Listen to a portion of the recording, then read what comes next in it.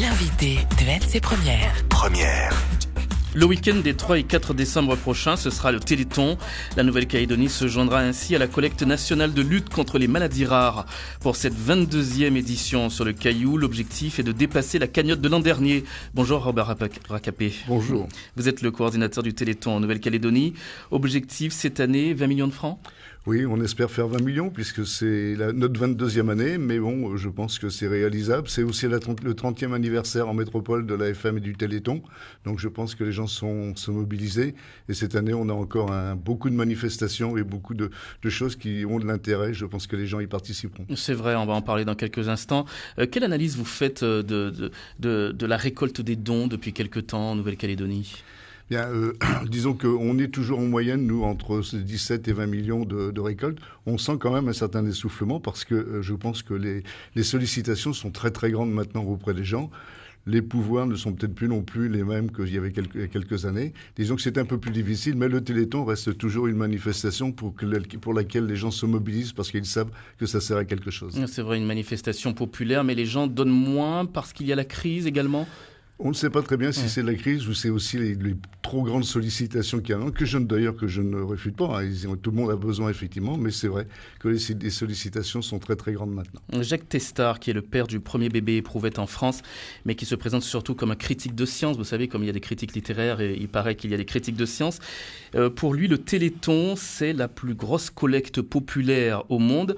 Mais problème, il capte 3% de tous les dons des Français chaque année. Le Téléthon, justement, c'est ce que vous évoquez finalement en substance, est-ce qu'il ne capte pas trop de dons au détriment des autres ?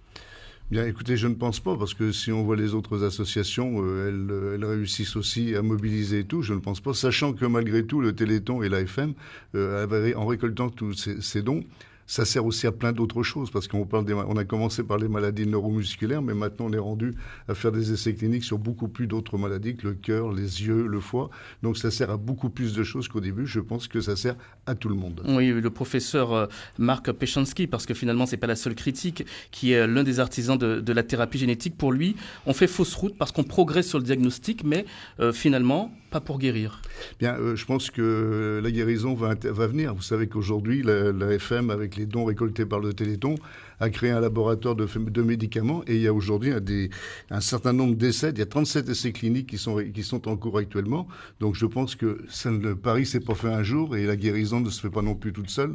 Il faut prendre un peu de temps, mais je pense qu'on est sur le bon chemin. Et donc, c'est grâce aux dons du Téléthon. Donc on ne fait pas fausse route comme estime ce professeur, ni non plus parce que le Téléthon capte trop de dons. On se souvient aussi de la critique de Pierre Berger il y a quelques années. Pour lui, le Téléthon parasite la générosité des Français. Il était très agacé par rapport évidemment à la collecte de fonds pour la lutte contre le VIH.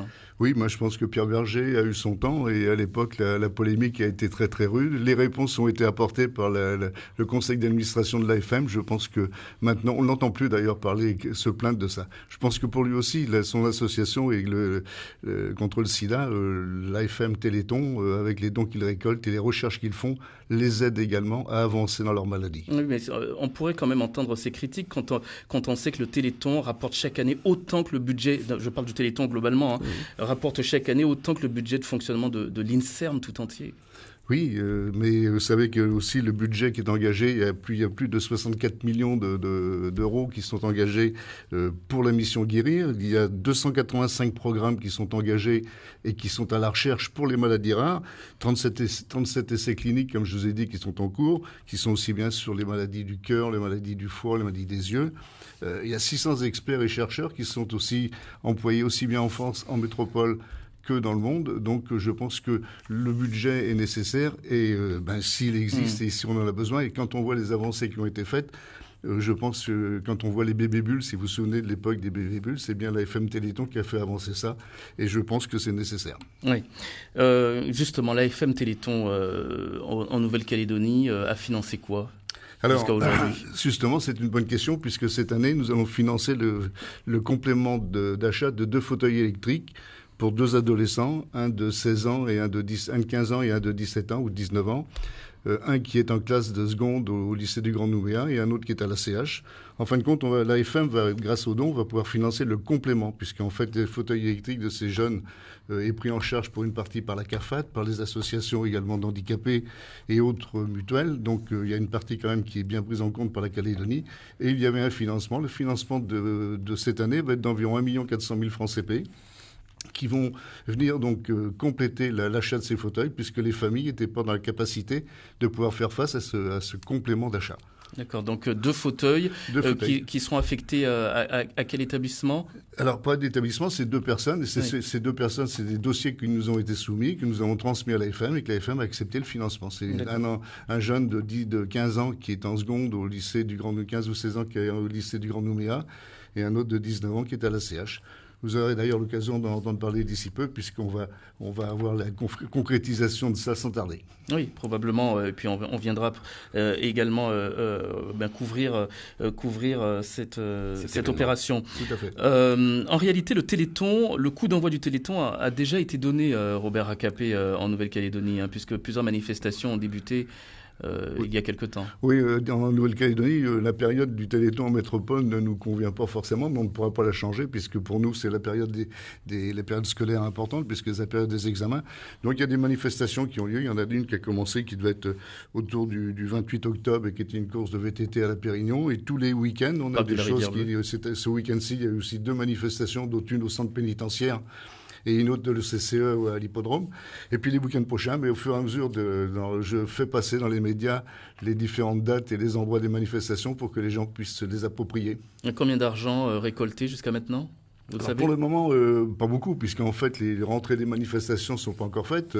On a celle de la VTT Pérignon qui a rapporté 350 000 francs, donc ça, c'est déjà de l'acquis, mais les autres, ça va venir au fur et à mesure. Et puis, il faut savoir également qu'il n'y a pas que les manifestations qui rapportent à l'AFM Téléthon, puisqu'il y a 2 autres grandes sources de financement qui sont d'abord le 36-37, qui sera ouvert le 3 et 4 décembre de 8h à 22h le samedi et le dimanche. Et là, vous aurez des équipes de Lyons qui sont là à la disponibilité des gens pour enregistrer leurs promesses de dons. Et il y a également ce qu'on appelle les forcetés. C'est les gens aux portes de grands magasins, du marché, différents endroits, aussi bien à Nouméa qu'au Grand Nouméa et en Brousse, qui solliciteront les gens pour le Téléthon. Robert Racapé, coordinateur du Téléthon en Nouvelle-Calédonie. Vous restez avec nous. On se retrouve à partir de 7h10. Voilà, et avec vos questions, mesdames et messieurs, si vous le souhaitez, si vous souhaitez faire un commentaire, n'hésitez pas au 258 dès 7h10. La pub et l'info.